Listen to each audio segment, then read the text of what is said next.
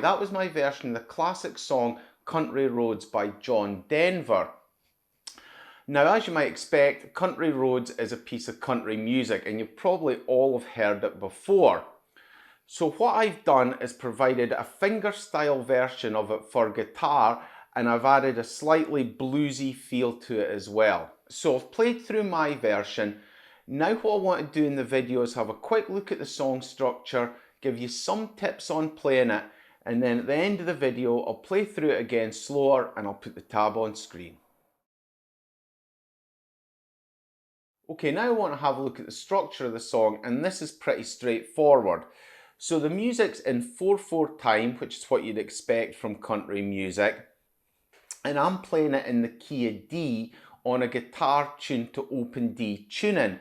The reason I've used this tuning is because I personally like it, and also because it allows you a bit more flexibility over the fretboard. I did initially intend to write it in standard tuning, but I found to make the underlying chords, your fingers were too hemmed in and it was harder to reach some of the higher notes. Thus, I've gone for open D tuning, and thus it's in the key of D. So because it's in the key of D, the 4 chords that are used in it are the 4 chords you'd expect to see, which is D, B minor, G, and A. So in terms of what I've given you in this piece, there's a bar at the start that's just played open, and this acts as an intro. It then plays through the verse section of the song, it then plays through the chorus section of the song, and then there's a 4-bar outro at the end. Now you'll all probably know this song quite well, and you'll know that there's a bridge section within it, and I've chosen not to put this in my version. The reason I've done this is because there's already quite a lot to do with just the verse and chorus section. It's not an extremely difficult piece to play this, but it does have a lot of fidgety sections and it's quite easy to make mistakes when playing it. So just to give you a nice, relatively straightforward version to play through, I've just left the bridge section out. If you want me to do the bridge section and put it in, just let me know. Now that's nearly all I want to say about the structure. In terms of the playing style, it's a fingerstyle guitar piece and it's played with a Travis picking pattern, which I've covered in a lot of my previous videos. And I think the Travis picking pattern works well with both country style music and blues style music. So I think in this sort of slightly bluesy version of a country song, a Travis picking pattern works well. Okay, now I want to give you some tips on playing it, and although this isn't an extremely difficult piece of music to play, it can be quite fidgety and it can be a bit tricky to play as well, and it requires quite precise fretting with your fretting hand and picking with your picking hand, and I'll explain this now. So the first thing I want to have a look at is the Travis picking. Now, as you'll know from previous videos, Travis picking is where you play the bass notes on alternating strings like this. And it uses the Travis picking throughout most of the song.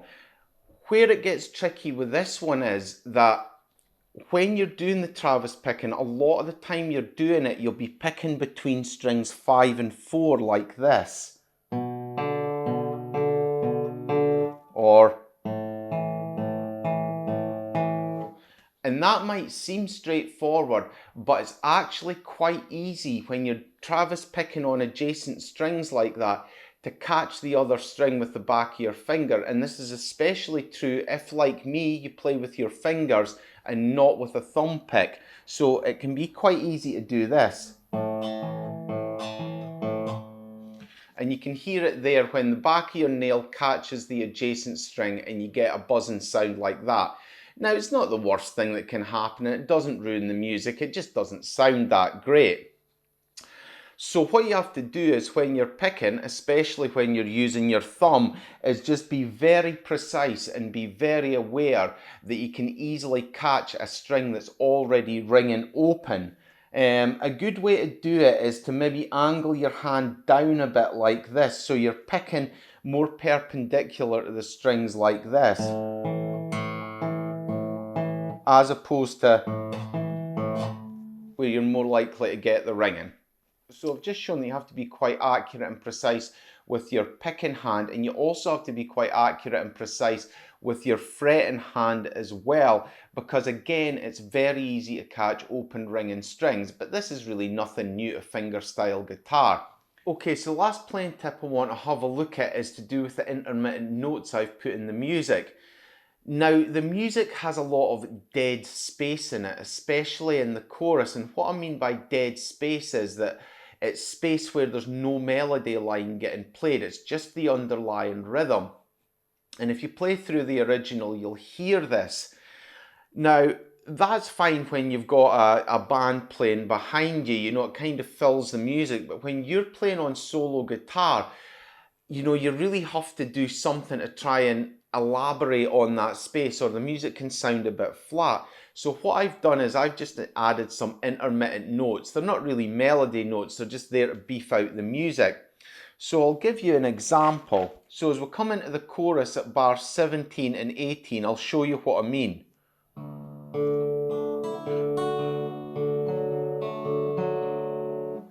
So in the first bar of music I played the start of the chorus section, the first 3 notes, and in the second bar I played some intermittent notes over the bass notes, and that's just to fill the music out. If I didn't play them, it would sound like this.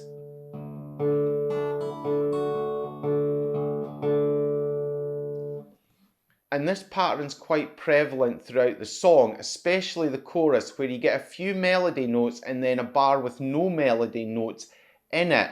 So what I've done in the chorus section is just put in some intermittent notes.